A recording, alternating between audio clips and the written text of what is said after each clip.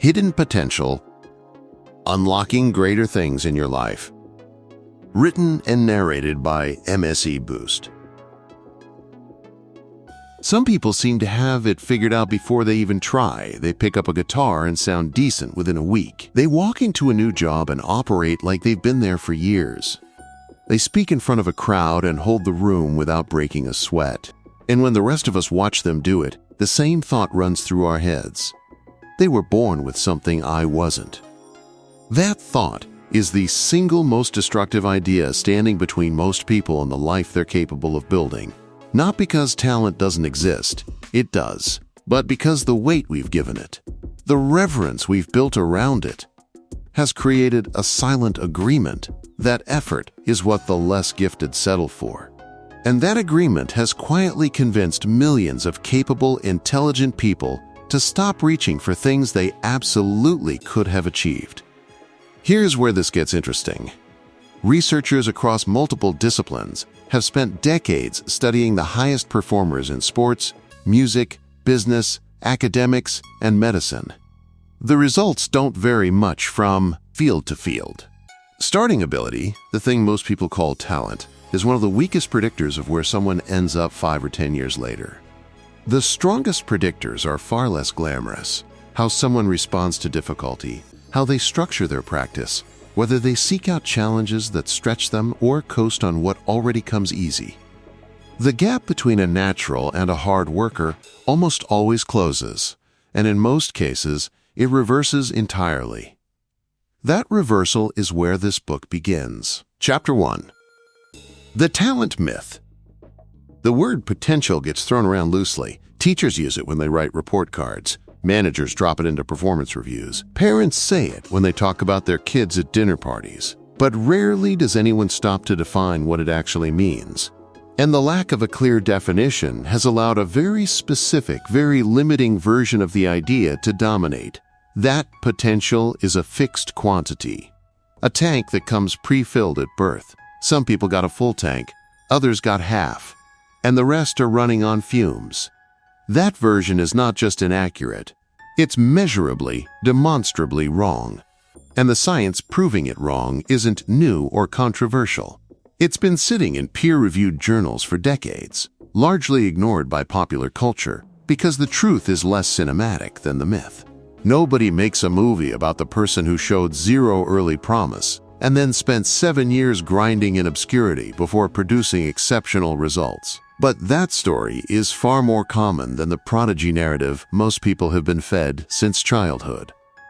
The human brain is not a static organ. It changes physically in response to what you do with it. Neural pathways strengthen when they're used repeatedly. New connections form when you push into unfamiliar territory. The regions of the brain responsible for specific skills literally grow denser with sustained, focused effort. Brain scans of experienced musicians show measurably thicker cortical areas related to motor control and auditory processing compared to non-musicians. The same structural changes show up in mathematicians, athletes, chess players, and surgeons. These aren't differences people were born with.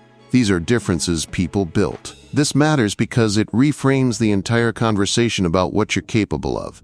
If the brain physically adapts to demand, then capacity is not a preset condition, it's a response. Your current abilities are not a reflection of your ceiling.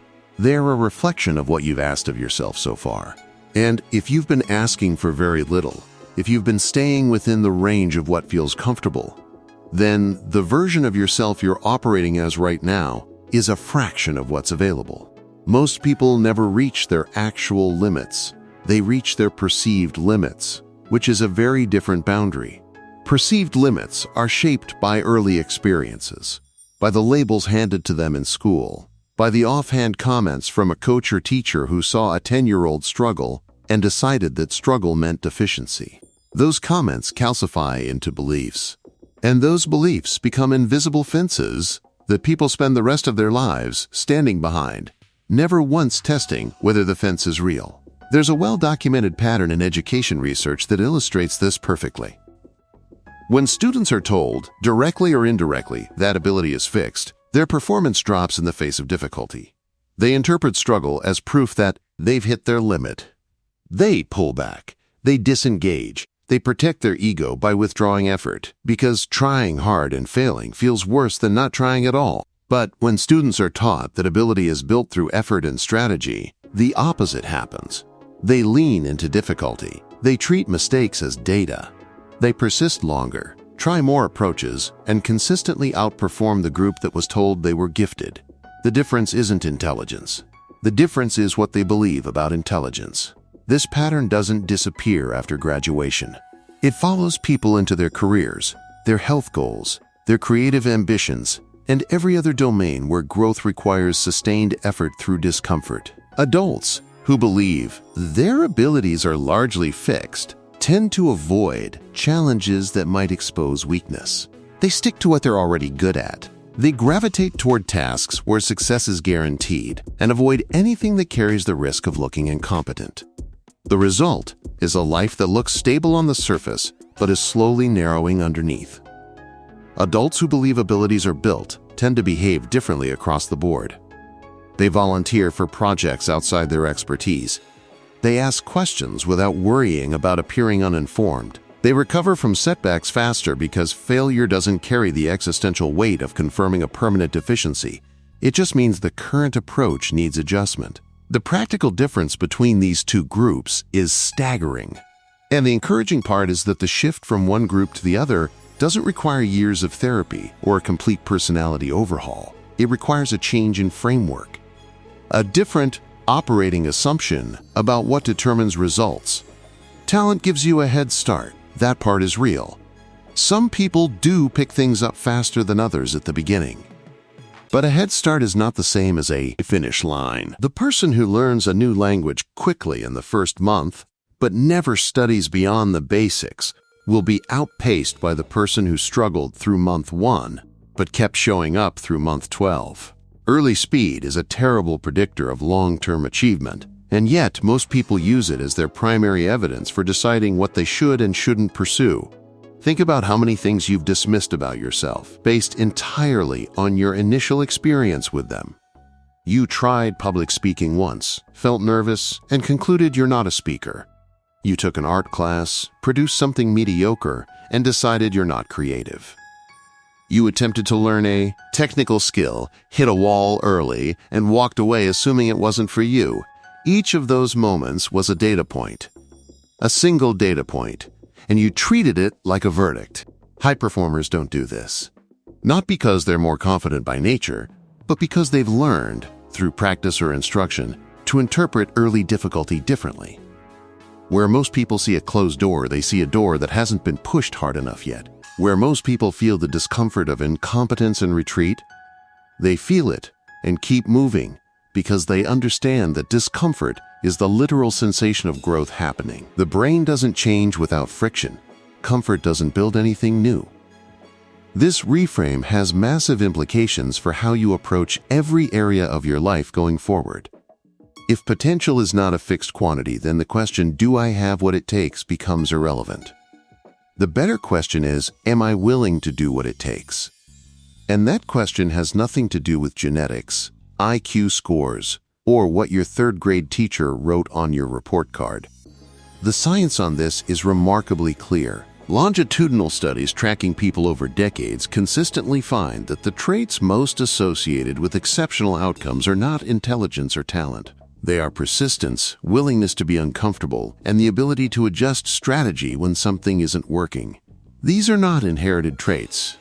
They are practiced behaviors, which means they can be developed by anyone at any point in their life. There's a specific mechanism behind why effort works that most people don't understand, and the lack of understanding makes them undervalue it. When you attempt something difficult and fail, your brain doesn't just record the failure and move on. It encodes the experience in a way that makes the next attempt slightly more efficient.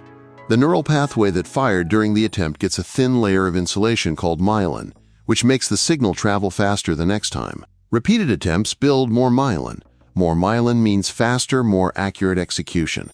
This is the physical infrastructure of skill, and it only gets built when you push past the point of easy. This is why coasting doesn't produce growth. Doing what you're already good at feels productive, but neurologically, it's maintenance. Your brain is not building anything new when you operate within your current range. Growth only happens at the edge of your ability, in the space where you're reaching for something you can't quite do yet. That space feels unpleasant. It feels like failure. And most people misread that feeling as evidence that they should stop. In reality, it's evidence that they should keep going. The talent myth survives because it's convenient. It provides a tidy explanation for inequality that doesn't require anyone to change their behavior. If some people are simply born with more, then there's nothing you can do about the gap. You can admire the talented from a distance, feel a little sorry for yourself, and go back to your comfortable routine without guilt. The myth lets people off the hook, and that's exactly why it's so dangerous. Letting yourself off the hook feels like relief in the short term, but over years it compounds into regret. Every time you decline an opportunity because you assumed you weren't built for it, you lose more than the opportunity itself. You lose the growth that would have come from the attempt. You lose the confidence that would have built from discovering you could handle more than you thought. You lose the version of yourself that only exists on the other side of that discomfort. And those losses are invisible, which makes them easy to ignore until enough time has passed that they become impossible to deny. This book is built on a different premise. Potential is not something you discover. It's something you construct. It's built through specific kinds of effort, applied consistently, in the right conditions, over sufficient time. Every chapter that follows will give you a concrete piece of that construction process. How to structure your effort so it actually produces improvement. How to break through the plateaus that make people quit. How to build systems that generate growth automatically. How to sustain momentum when the initial excitement wears off. None of it requires exceptional talent. None of it depends on where you're starting from. The only requirement is a willingness to stop treating your current ability as a permanent condition and start treating it as a temporary position that responds to what you do next. The talent myth has had its say for long enough. The evidence against it is overwhelming, and the cost of believing it is far too high. What follows in these pages is the practical alternative, a grounded, research-backed framework for building capability that doesn't depend on what you were given at birth. It depends entirely on what you're willing to build from this point forward, and that puts the outcome exactly where it belongs. In your hands. Chapter 2. The effort equation. Hard work is the most overused and least understood piece of advice in personal development. People hear it constantly. Put in the hours. Grind harder. Outwork everyone else. And because it sounds noble, because it carries a moral weight that feels unquestionable, most people accept it without examining what it actually means. They sit down and pour hours into something, feel exhausted afterward, and assume that exhaustion equals progress. It doesn't. And that disconnect between effort and results is where most people silently lose years of their lives. The problem isn't that people aren't working hard enough. The problem is that the vast majority of effort being spent on personal growth, career advancement, skill development, and self-improvement is structurally wrong. It's aimed in the wrong direction, applied at the wrong intensity, and repeated long past the point where it stopped producing anything useful. The person practicing piano for 2 hours a day by playing songs they already know is working hard. But they're not growing. The employee, staying late every night doing the same tasks faster, is putting in the time. But their skills aren't expanding. Effort without structure is just motion, and motion without direction doesn't take you anywhere new. This distinction between productive effort and wasted effort is not a minor detail. It's the central dividing line between people who improve consistently over time and people who plateau early and stay there. Both groups are working. Both groups are spending energy. But the group that keeps improving is spending their energy on a very specific type of work, and that type has identifiable, repeatable characteristics. The most effective kind of effort targets the gap between what you can currently do and what you can't do yet. That gap has a specific feel to it. It's uncomfortable. It requires concentration. It produces mistakes. And it forces your brain to actively problem solve rather than run on autopilot. When you're operating inside that gap, even 20 minutes of focused work will produce more neurological change than 3 hours of comfortable repetition. Most people instinctively avoid this gap.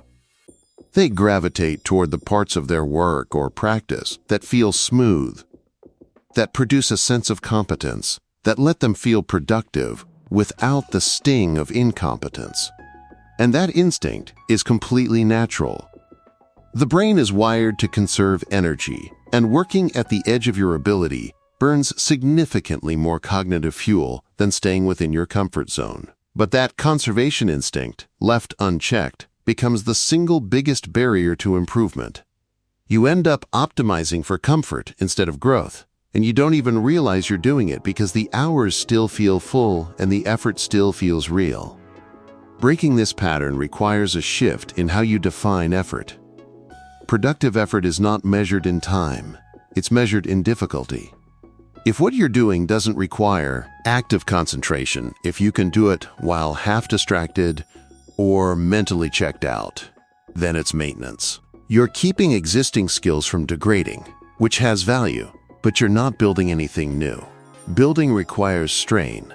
It requires the specific kind of cognitive friction that comes from attempting something beyond your current level and failing at it repeatedly until the failure rate drops. There's a practical framework for applying this that doesn't require a coach or a complicated tracking system. Before you begin any practice session, work block, or learning period, identify the single hardest thing you could attempt within that domain, not the most time-consuming thing, not the most complex thing, the thing that would make you most likely to fail or struggle. That's your target. Spend the majority of your focused time on that specific element and give the easier material just enough attention to stay sharp. This flips the typical ratio most people use. Instead of spending 80% of their time on what's comfortable and 20% on what's hard, effective learners do the opposite. This approach feels terrible at first. There's no way around that. When you spend most of your time failing and struggling, your emotional experience of the session is going to be negative. You'll feel slow. You'll feel frustrated. You'll want to go back to the parts you're good at, just to feel like you're accomplishing something. But that frustration is not a sign that the method is wrong. It's a sign that the method is working. Your brain is being forced to adapt. An adaptation doesn't feel like success while it's happening. It feels like grinding against a wall until the wall moves half an inch.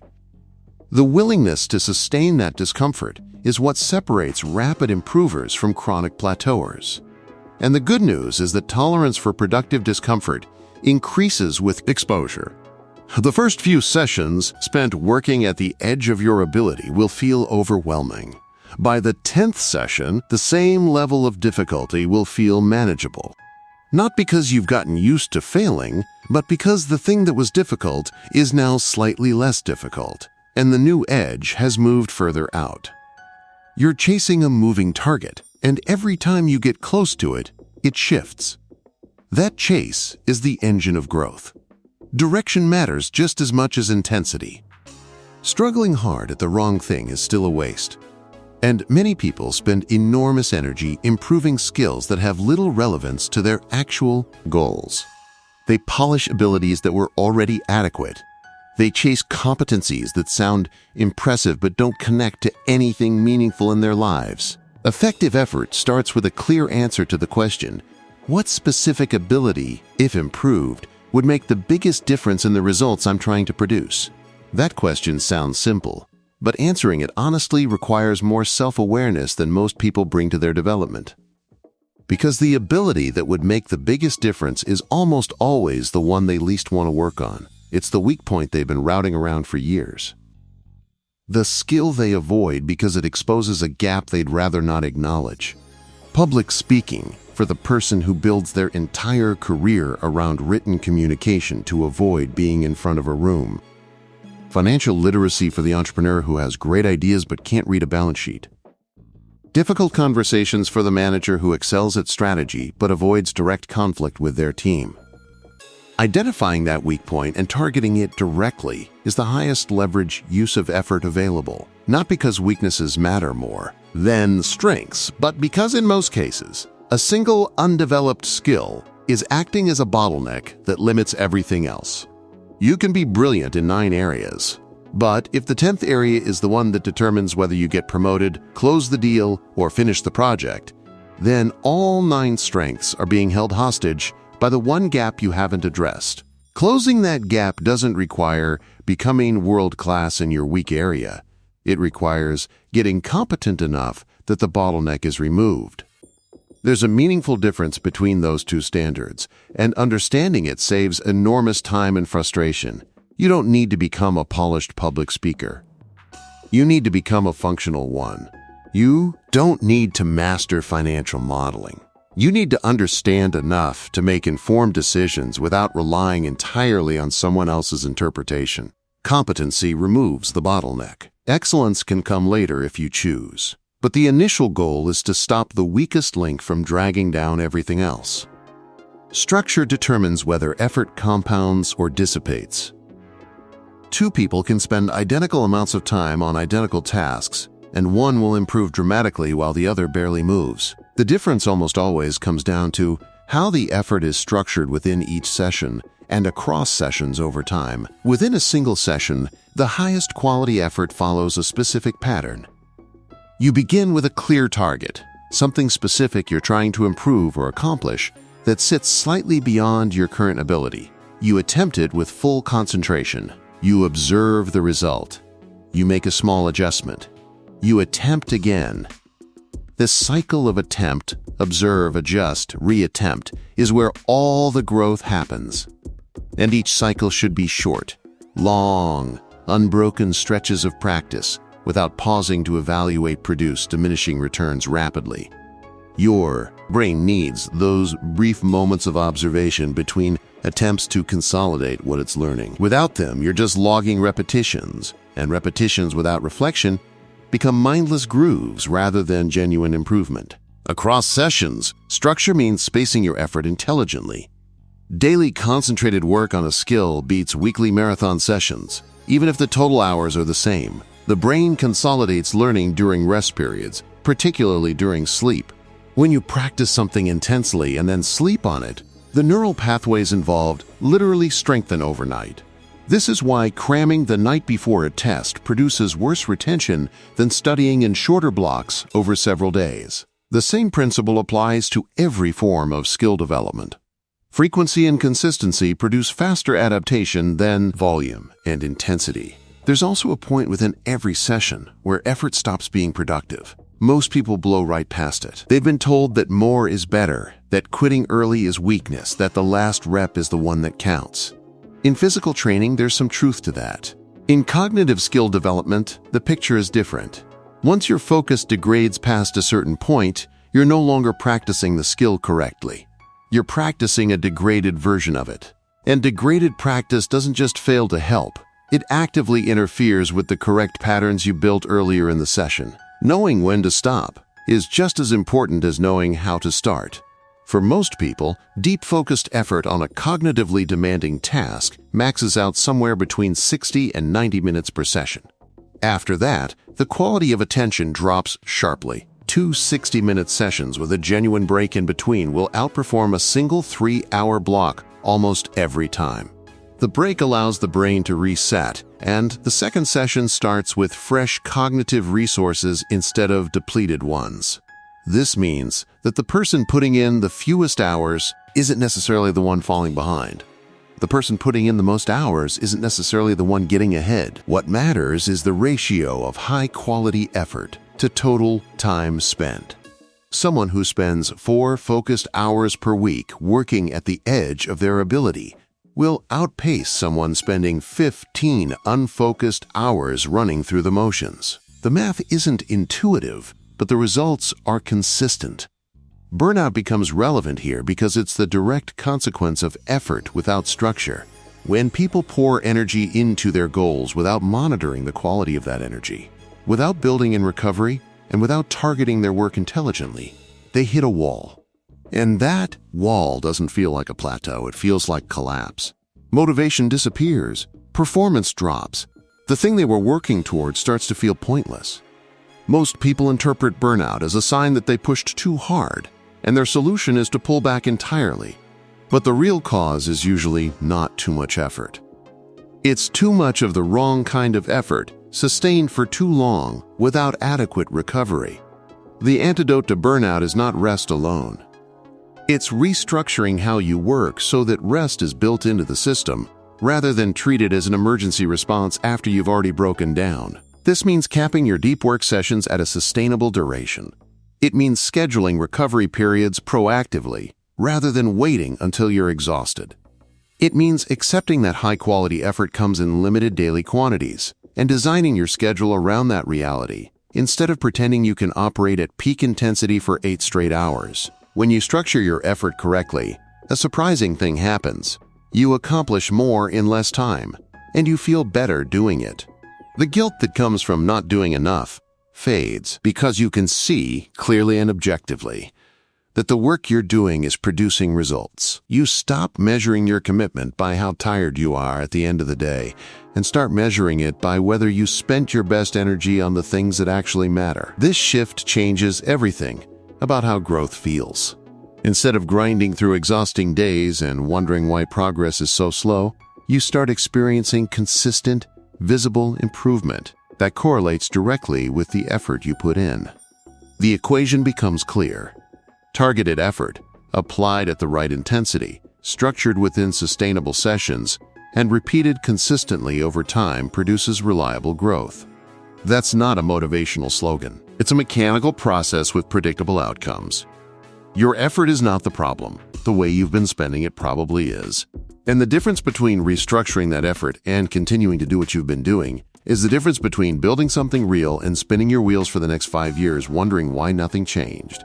The good news is that restructuring doesn't require more time, more discipline, or more willpower. It requires a better blueprint, and now you have the foundation for building it. Chapter 3. Breaking through ceilings. Progress has a way of stopping without warning.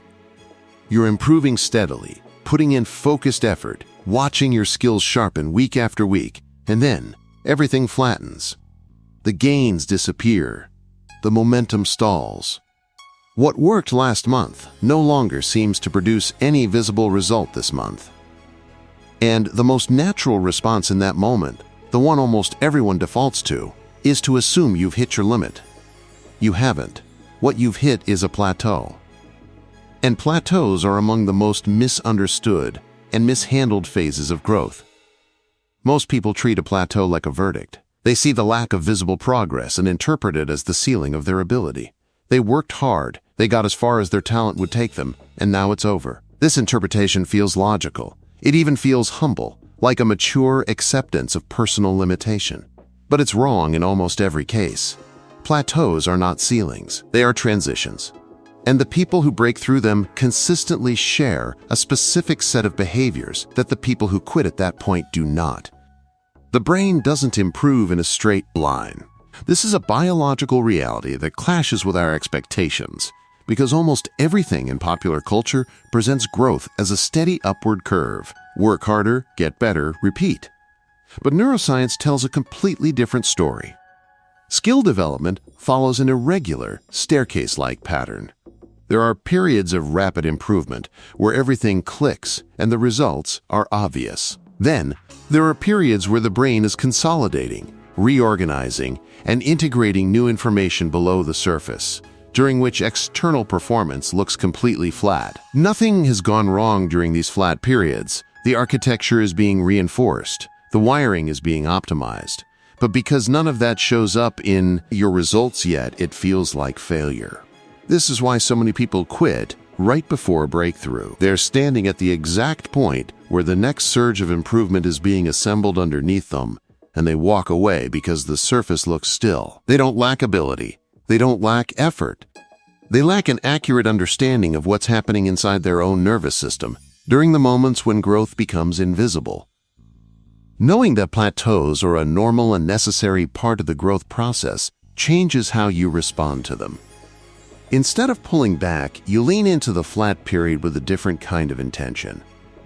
You stop asking, "Why isn't this working anymore?" and start asking, "What needs to change about how I'm approaching this?" Because the answer is almost always that your current methods have extracted everything they can, and the next level requires a different approach entirely. This is a critical point that separates long-term improvers from people who peak early and stay there. Every method of practice, every strategy for growth has a shelf life. The approach that took you from beginner to intermediate will not take you from intermediate to advanced. The habits that produced your first round of improvement will not produce the second. Growth demands that you periodically discard the very strategies that got you here and replace them with strategies suited to where you're going. Most people don't do this. They find a method that works, they stick with it long past the point of diminishing returns, and then they blame themselves or their genetics when progress stops. The practical application is straightforward. When you hit a plateau, the worst thing you can do is double down on the same approach with more intensity. Doing more of what stopped working doesn't restart growth. It deepens the rut. Instead, the plateau is a signal to audit your process. Look at the specific techniques, routines, and habits you've been using. Ask which of them were appropriate for the level you were at 6 months ago, but may no longer be sufficient for the level you're trying to reach now. Skill development follows a predictable pattern at every level. You encounter something new, you struggle with it, you practice it repeatedly, you get competent at it, and then it becomes automatic. That automation is both a victory and a trap, because once something becomes automatic, your brain stops actively engaging with it. Autopilot is efficient. It conserves cognitive energy, but it doesn't grow anything. The moment a skill becomes effortless is the moment it stops improving. You've mastered that particular element, which is great, but mastery of one element often gets confused with mastery of the whole domain. And that confusion is what keeps people coasting on intermediate level skills for decades, genuinely believing they've maxed out their ability. Breaking through a ceiling requires reintroducing difficulty where comfort has settled in. This means deliberately seeking out the specific components within your domain that you've been avoiding, glossing over, or compensating for. Every person who has reached an intermediate level in anything has developed workarounds. They've found ways to route around their weak spots by leaning harder on their strengths. And those workarounds are clever. They often produce good enough results to mask the underlying gap. But they also create an invisible ceiling that prevents the next level of performance from ever arriving. Identify those workarounds. Be specific about them. If you're developing a professional skill, look at the tasks within that skill set that you consistently delegate, postpone, or rush through. Those tasks are almost certainly where your ceiling lives. If you're building a creative ability, look at the elements of the craft that you've settled into a comfortable pattern with. The writer who always structures their work the same way. The musician who gravitates toward the same key signatures and tempos. The speaker who relies on the same 3 techniques to hold a room. Comfort patterns produce consistent results, but consistent is not the same as improving. Once you've identified where the ceiling is, the method for breaking through it mirrors the effort principles from the previous chapter, but adds a new dimension. Strategic discomfort. This means choosing practice activities, specifically because they're the ones most likely to expose your weaknesses. Not randomly hard things, targeted hard things. The difference matters. Random difficulty builds generalized toughness, which has some value, but it scatters your energy across too many fronts. Targeted difficulty concentrates your effort on the exact point where growth has stalled, which produces breakthroughs rather than incremental improvements.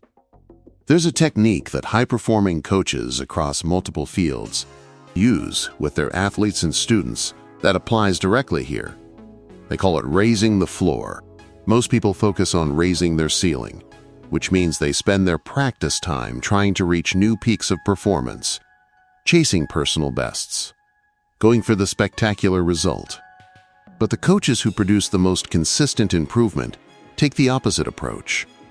They focus on raising the minimum level of performance, making the worst attempts less bad rather than making the best attempts more impressive. This works because peak performance is often a product of conditions.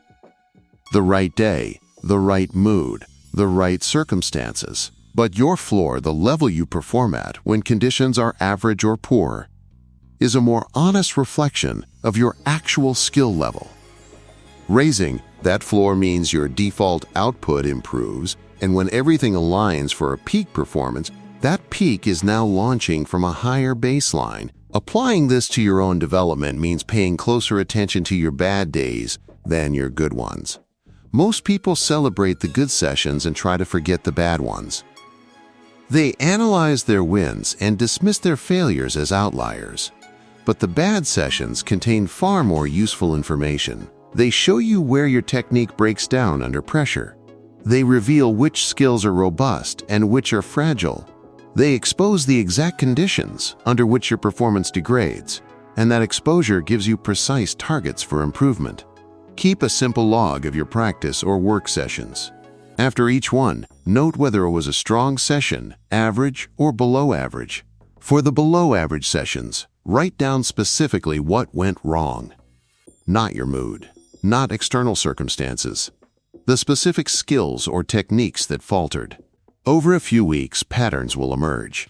The same weaknesses will show up repeatedly in your off days, and those repeated weaknesses are the exact points where your ceiling is set. Target those points with focused effort, and the ceiling lifts. Plateaus also have a psychological component that's just as important as the tactical one. When progress stalls, your internal narrative changes. The voice that was encouraging during the early gains starts to turn skeptical. It asks whether this is really worth the effort. It suggests that maybe you've reached your natural limit. It points to other people who seem to be progressing faster and frames the comparison as evidence of your inadequacy. That voice is not providing an accurate assessment. It's providing an emotional reaction to discomfort, dressed up as rational analysis. Managing that internal narrative during plateaus is not about positive thinking or motivational self-talk. It's about recognizing the pattern for what it is. The brain generates discouraging narratives during plateaus because the brain is wired to conserve resources. If it can convince you that further effort is pointless, it saves itself the metabolic cost of continued cognitive strain.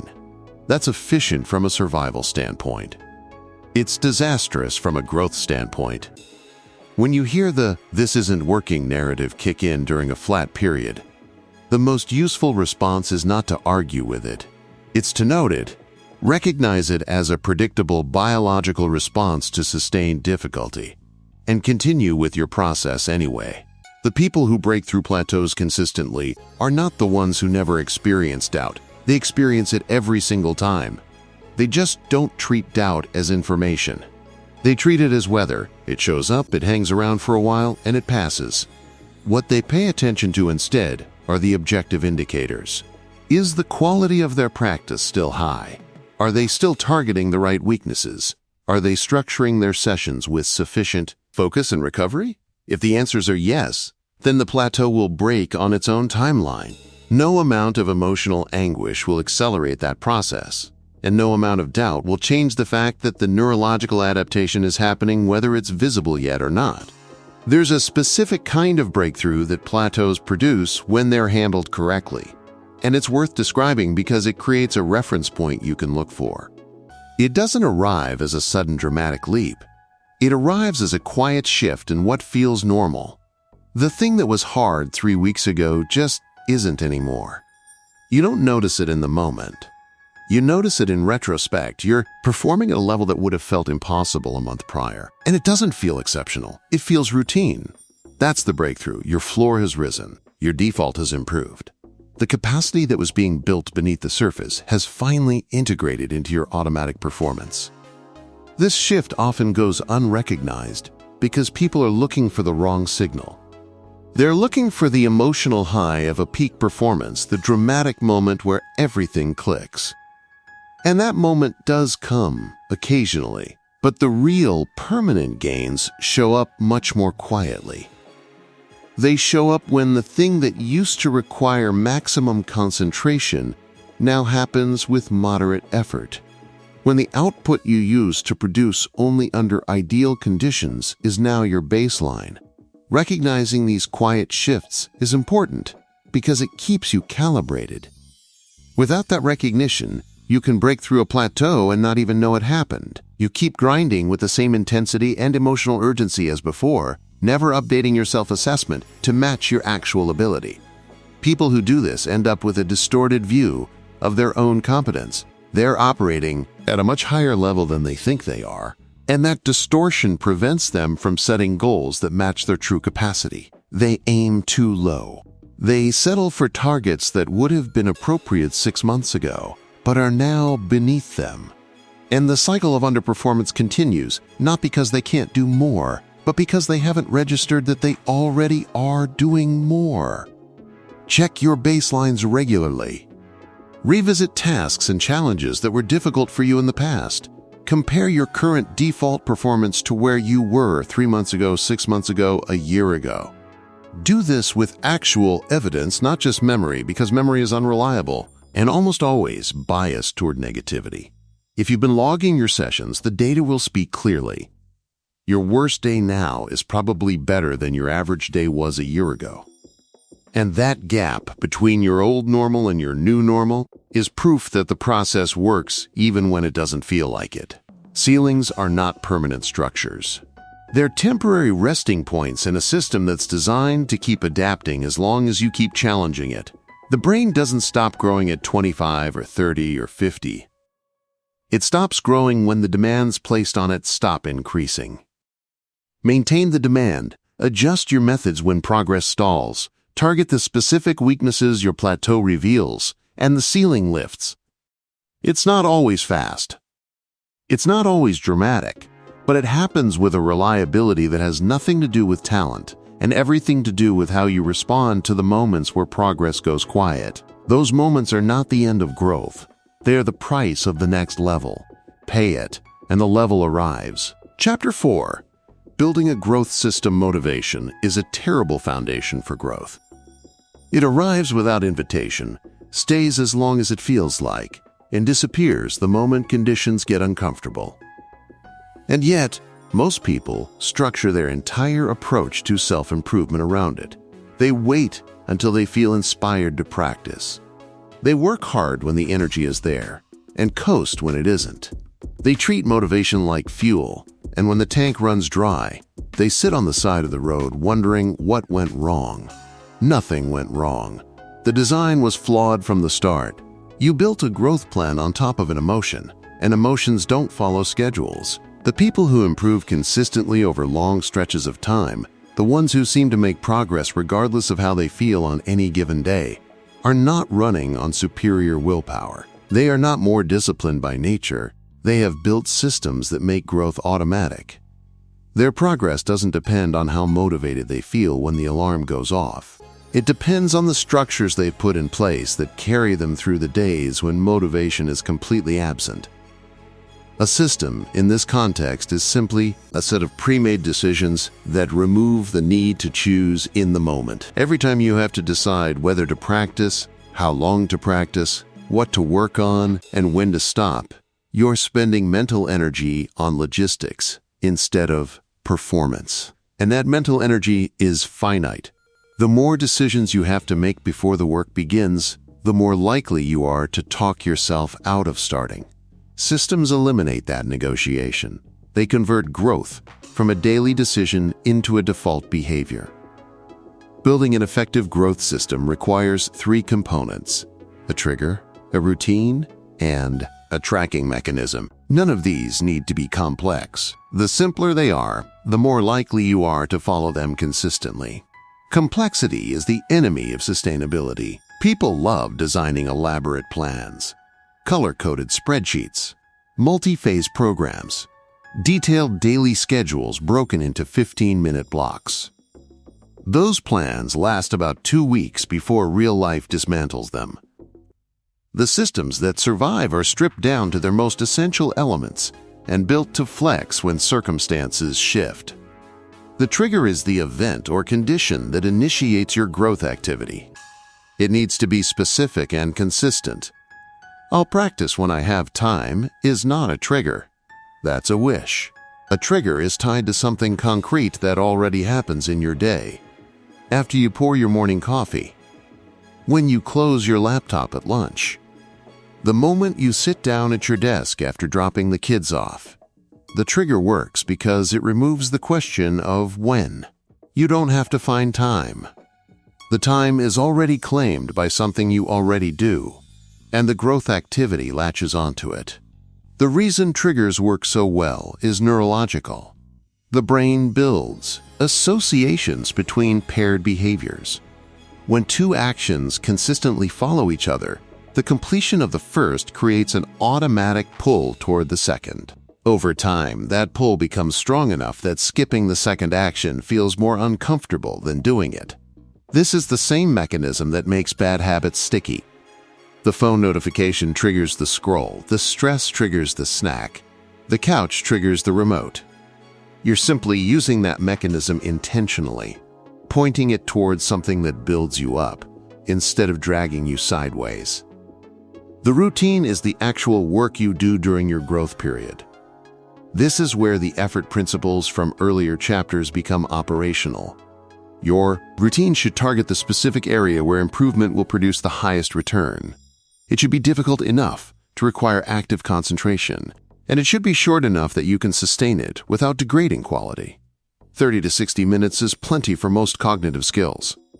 Shorter sessions of 15 to 20 minutes work well for physical skills or areas where high-intensity focus is required. The most important quality of a good routine is specificity. Practice guitar is too vague to produce consistent results. Practice the chord transitions in the bridge section of the current piece at a slower tempo until the switches are clean is specific enough to direct your attention to a precise target. That specificity matters because it prevents you from defaulting to the comfortable parts of the skill during your practice time. Without a clear directive, your brain will naturally drift toward whatever feels easiest and most rewarding.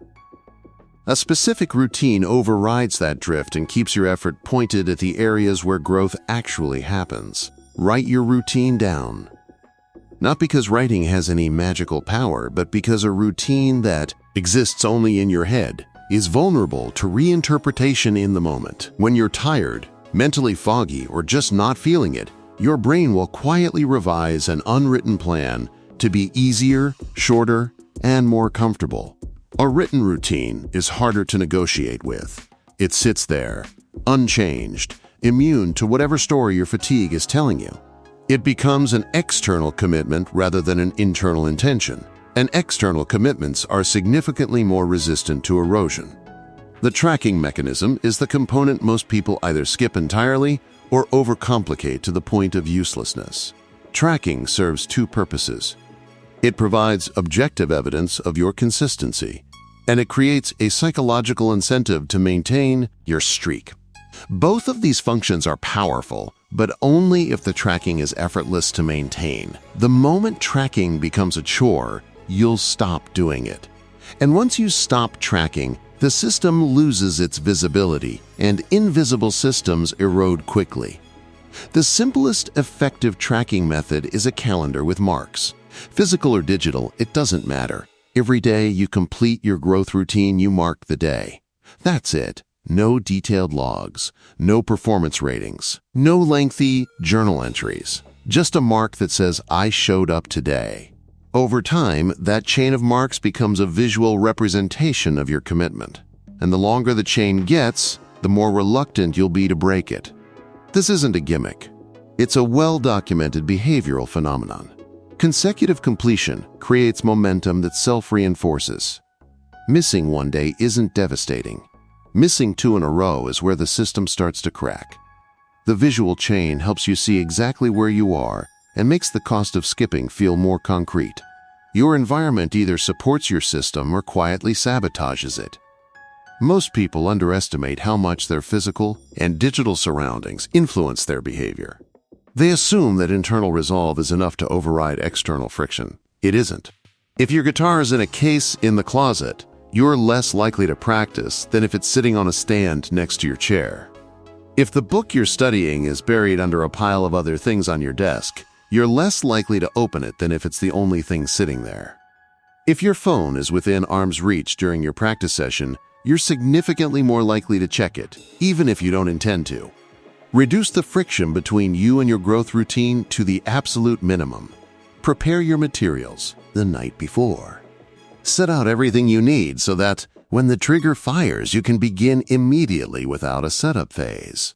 Every barrier you remove, no matter how small, increases the probability that you'll follow through. And on the flip side, increase the friction between you and the behaviors that compete with your growth time. Move the phone to a different room. Close the browser tabs that tempt you. Make the distracting options slightly harder to access. You're not relying on willpower to resist the distraction. You're restructuring the environment so that the distraction requires more effort to reach than the productive behavior. This environmental design extends beyond physical space. The people around you function as part of your growth environment. Not in a motivational support group sense, but in a very practical one. The expectations, norms, and behaviors of the people you spend the most time with shape what feels normal to you. If the people around you treat personal growth as an unusual or unnecessary activity, you'll constantly feel the need to justify your efforts, and that justification tax drains energy.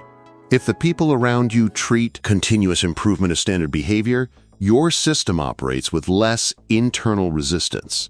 You don't need to replace your social circle, but you do need to be strategic about who has visibility into your growth process. Share your goals with people who will expect follow-through, not people who will congratulate you just for having ambitions. The difference between these two types of people is significant. The first group creates positive pressure. The second group gives you a dopamine hit for planning that substitutes for the dopamine you should be getting from executing. A weekly review is the maintenance mechanism that keeps your system functional over months and years. Without regular review, systems drift. The trigger loses its consistency, the routine gets diluted, the tracking lapses. And before you know it, the system that was producing steady gains 3 months ago has degraded into a vague intention you revisit sporadically. Set aside 15 minutes once a week. Pick the same day and time. During this review, answer 3 questions. Did I complete my growth routine the number of times I planned this week? If not, what specifically got in the way? And is my routine still targeting the right area? Or has my development shifted enough that the target needs to change? That's the entire review. It takes no special tools and no complicated analysis. It's a brief check-in that catches problems early before they become entrenched patterns of avoidance. The third question is particularly important because it prevents the most common long-term failure mode for growth systems. People build a system, follow it consistently, make good progress, and then keep following the exact same system long after they've outgrown it. The routine that challenged you 2 months ago may be comfortable now. The skill you were targeting may have improved to the point where it's no longer the bottleneck. If you don't update the system, you end up in a cycle of disciplined maintenance that feels productive but isn't producing new growth. The weekly review catches this drift early and prompts you to recalibrate. Growth systems also need to account for bad weeks. Not every week will go according to plan. Travel, illness, emergencies, and unexpected demands will disrupt your routine. The system needs to have a built-in protocol for these disruptions that doesn't treat them as failures. A minimum viable session is useful here. This is a stripped-down version of your full routine that takes half the time or less and covers only the most essential element. On days when the full routine isn't possible, the minimum viable session keeps the chain intact and prevents a disruption from turning into an abandonment. The psychology behind this is straightforward. The biggest threat to any system is not a single missed day. It's the story that follows a missed day. I missed yesterday, so I've already broken the streak, so what's the point of continuing? That story has killed more growth systems than any external obstacle ever has. The minimum viable session breaks the story before it starts. You didn't miss. You adapted. The chain held. And tomorrow you go back to the full routine. Over time, a well-maintained growth system becomes remarkably low effort to sustain. The trigger fires automatically. The routine feels like a normal part of your day rather than an imposition. The tracking takes seconds. And the weekly review becomes a quick calibration rather than a major planning session. This is the goal. Not to create a system that requires constant willpower to maintain, but to create one that requires more willpower to break than to follow. When the system reaches that point, your growth becomes self-sustaining. You improve because your default behavior produces improvement. Motivation becomes a bonus rather than a requirement. That's the difference between people who grow consistently and people who grow in bursts. The burst improvers rely on emotional fuel. They make massive progress when they're fired up and lose it all when the fire dies down. Their trajectory looks like a series of peaks and valleys that average out to very little net gain over years. The system improvers make modest progress on any given day, but never stop making it. Their trajectory is a slow, steady climb that compounds into something remarkable over time. And when you look at where each group ends up after 5 years, the gap between them is enormous, entirely in favor of the group that stopped relying on how they felt and started relying on what they built. What you've constructed after following this chapter is a machine. A simple, sustainable, low-maintenance machine that converts daily effort into cumulative growth without asking you to be extraordinary on any given day. It asks only that you show up when the trigger fires, do the work the routine prescribes, mark the calendar, and review once a week. The results take care of themselves. And the version of yourself that emerges from running that machine for 6 months, 12 months, 3 years will be someone your current self would barely recognize. Not because you changed who you are, but because you finally gave your potential a structure it could grow through. Chapter 5. Staying in motion starting is easy. The early weeks of any growth effort carry a natural electricity that makes everything feel possible. You've got a new system, a clear target, fresh energy, and the satisfying feeling that this time will be different. Results come quickly because beginner gains are generous. Every session produces noticeable improvement. Every week shows visible progress. And that rapid return on effort creates a loop of excitement that keeps you showing up without much friction. Then the excitement fades. Not because something went wrong, but because that's what excitement does. It runs out. And when it does, you come face to face with the part of growth that nobody warns you about, the long middle. The long middle is the stretch of time between the thrill of starting and the satisfaction of mastery. It's the months, sometimes years, where improvement is slow, invisible to anyone who isn't paying close attention, and utterly devoid of the emotional charge that made the beginning feel effortless. This is where the overwhelming majority of people quietly walk away from their growth efforts. Not with a dramatic decision to quit, just a gradual loosening of the system. A missed session here, a shortened routine there, a skipped review, a week off that turns into a month. The departure happens so slowly that most people don't even recognize it until they're already gone. Surviving the long middle is not a matter of wanting it more. Desire is not the variable that separates people who sustain growth over years from people who abandon it after months. The variable is structure. Specifically, the structures you build to carry your effort through the stretches when desire disappears entirely.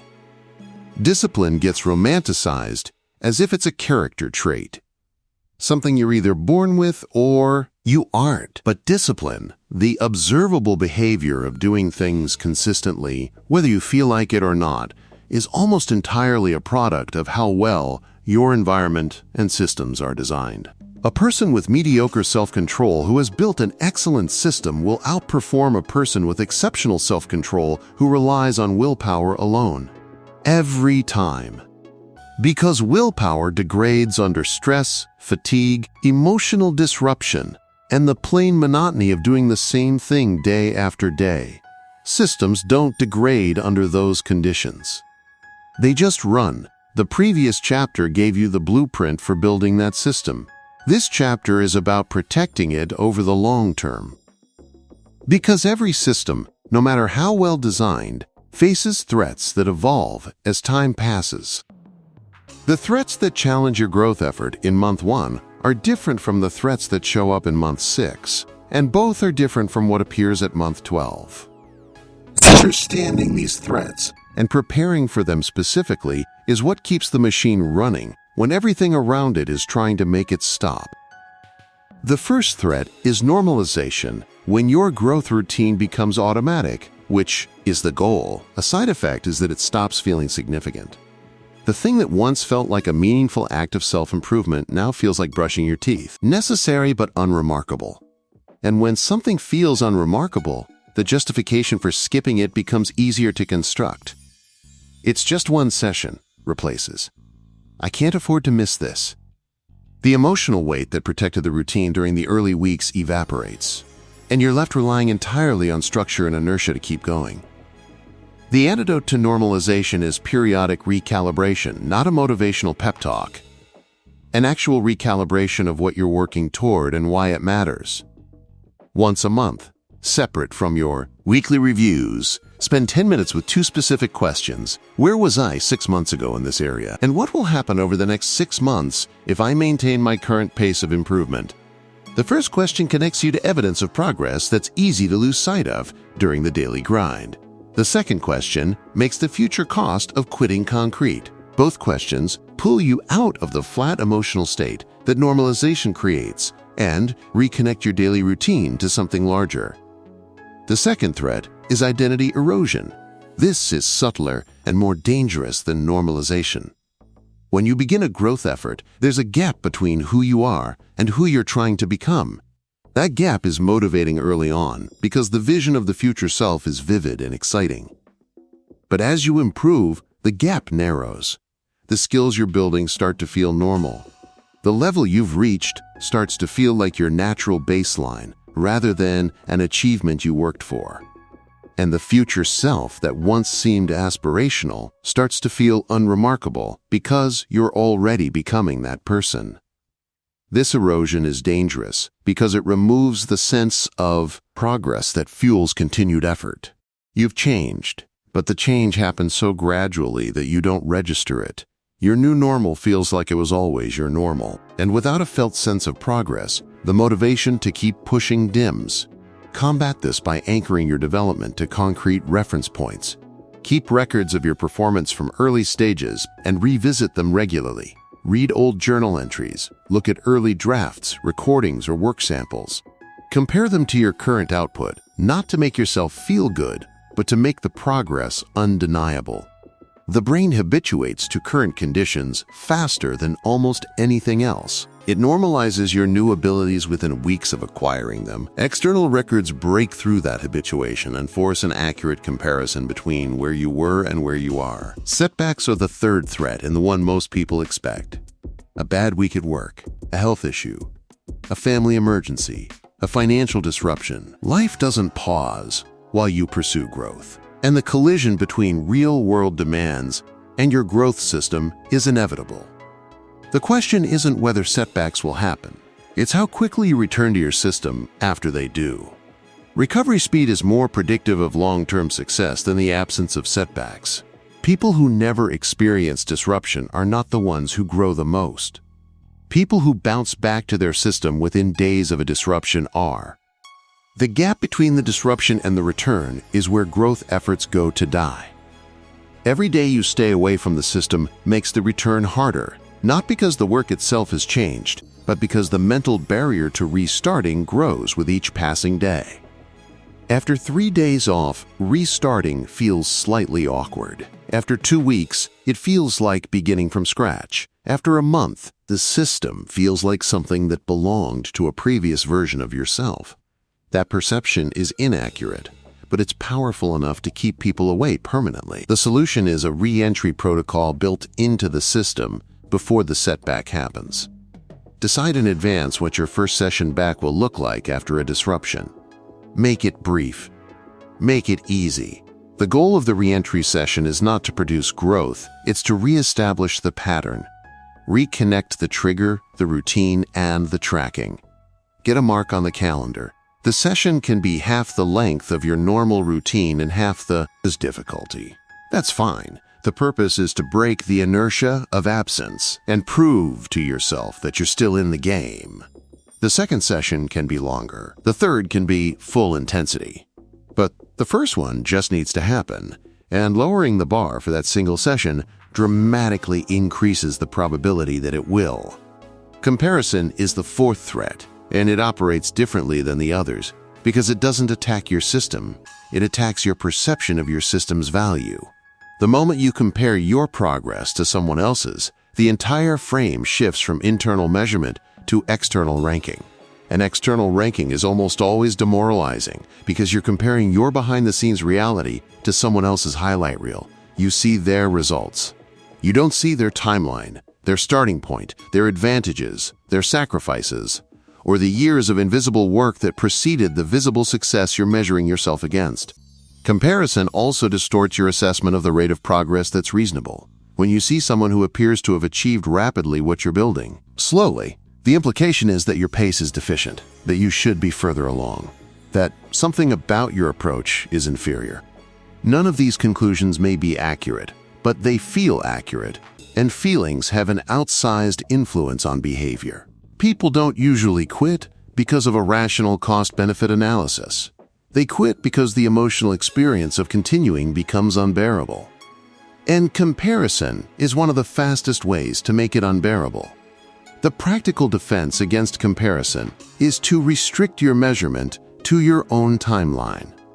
Track your progress against your own past performance and nothing else. This sounds simple, and it is, but it requires a conscious decision because comparison is automatic. Your brain does it without being asked. It scans for social reference points and generates rankings whether you want them or not. You can't stop the comparison from happening. What you can do is refuse to use the result as data. Notice the comparison. Acknowledge that your brain generated it. And then redirect your attention to the only metric that matters. Are you better than you were last month? Goal recalibration is a maintenance behavior that most people overlook entirely, and the omission costs them dearly. The goals you set at the beginning of your growth effort were based on what you knew at the time, which was limited. You didn't yet understand the terrain. You didn't know how fast you'd progress or where the real challenges would show up. You set goals based on assumptions, and some of those assumptions were wrong. 6 months into a growth effort, you have dramatically more information than you did on day one. Your understanding of the domain has deepened. Your sense of what's realistic has sharpened. Your priorities may have shifted based on what you've discovered about yourself through the process. Using this updated information to recalibrate your goals is not a sign of weakness or instability. It's intelligent adaptation. The person who rigidly pursues the exact goals they set 6 months ago, despite everything they've learned since, is not disciplined. They're inflexible. And inflexibility in the face of new information is just stubbornness dressed up as commitment. Recalibrate your targets every quarter. Look at where you are. Assess what you've learned about the domain and yourself, and adjust your goals to reflect your current understanding. Some goals will get more ambitious as you realize you're capable of more than you initially thought. Some will get more focused as you discover that a narrower target will produce more meaningful results. Some will get replaced entirely because the thing you thought mattered turned out to be less important than something you discovered along the way. Sustainability also depends on how you handle the emotional experience of long-term effort. Growth that spans months and years is not emotionally neutral. There will be periods of enthusiasm, periods of boredom, periods of frustration, and periods of genuine doubt about whether any of this matters. These emotional phases are cyclical, not linear. You don't move through them once and arrive at permanent contentment. They rotate. The boredom returns. The doubt resurfaces. The frustration comes back wearing a slightly different mask. Expecting these emotional cycles and normalizing them in advance strips them of their power to derail you. When boredom shows up and you've already labeled it as a predictable phase of long-term effort, it loses its ability to masquerade as a signal that you should quit. When doubt arrives and you recognize it as the same doubt that showed up 3 months ago and passed without incident, you don't give it the weight of a revelation. You give it the weight of a weather pattern. Unpleasant, temporary, and irrelevant to whether the system keeps running. There will also be moments of genuine reconsideration, where the doubt is not cyclical but substantive, where you're questioning not just the emotional experience of your effort, but the direction itself. These moments deserve attention, not dismissal. The difference between cyclical doubt and substantive reconsideration is specificity. Cyclical doubt feels like a vague heaviness. It says, "This is hard, and I don't want to do this today." Substantive reconsideration says, "This specific goal no longer aligns with what I value," or "The cost of pursuing this is producing harm in an area of my life that matters more."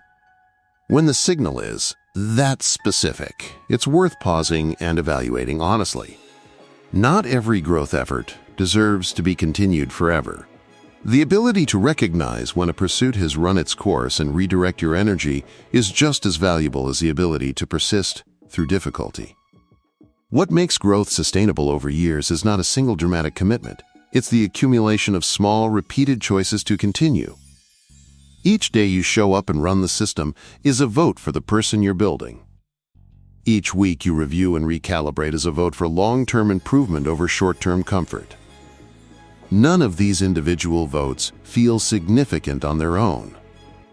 A single practice session doesn't transform anything.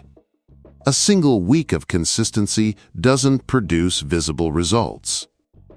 But the compounding effect of hundreds of these small votes, stacked on top of each other over months and years, produces changes that are genuinely difficult to believe when you look back at where you started. Growth is not an event, it's an accumulation. The people who build the most extraordinary capabilities are not the ones who had the most dramatic beginnings or the most intense bursts of effort.